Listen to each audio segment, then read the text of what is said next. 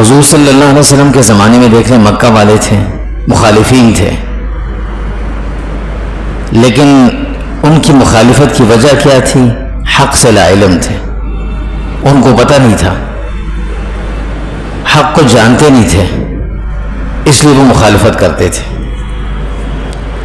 اور ان کے پاس دلیل کیا تھی اپنے اس موقف کے اوپر کہ وجدنا علیہ آباءنا، بھئی ہمارا یہ دین ہے جو ہم بت پرستی کر رہے ہیں، تو اس دین پر ہم نے اپنے بڑوں کو دیکھا وہ یہی کرتے آ رہے تھے تو ہم بھی یہی کر رہے ہیں، اگرچہ یہ دلیل غلط تھی۔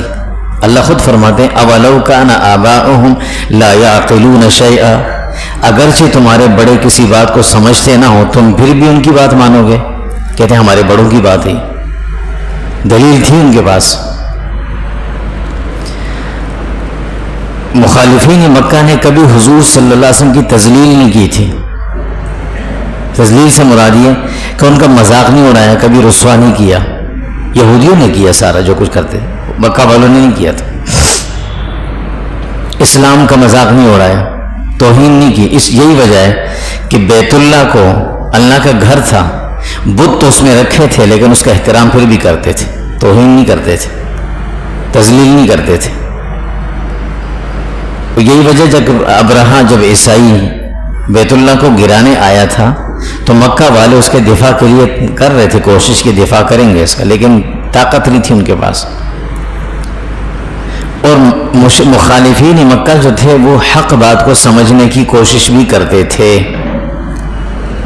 اور ان کے سمجھنے کی دلیل یہ قرآن مجید اس بات کی گواہی دیتا ہے کہ وہ یہودیوں کے علماء کے پاس جاتے تھے، ان سے کہتے تھے بھئی تم یہودی اہل علم ہو، تمہارے پاس کتابیں تھیں، تمہارے پاس دین تھا۔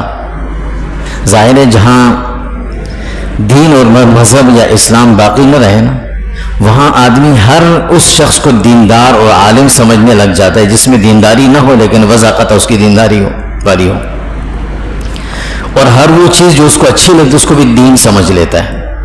بیچاروں کے پاس کچھ تھا نہیں مکہ والوں کے پاس، تو مدینہ کے یہودیوں کے علماء سے پوچھتے تھے کہ تم بتاؤ یہ آدمی سچا ہے یا نہیں ہے، تمہارے پاس کتابیں ہیں، تم علم والے ہو، تمہارے پاس نشانی ہے۔ وہ کہتے ہیں نہیں نعوذ باللہ جھوٹا ہے۔ تو یہ کہتے ٹھیک ہے بھائی جھوٹا ہے۔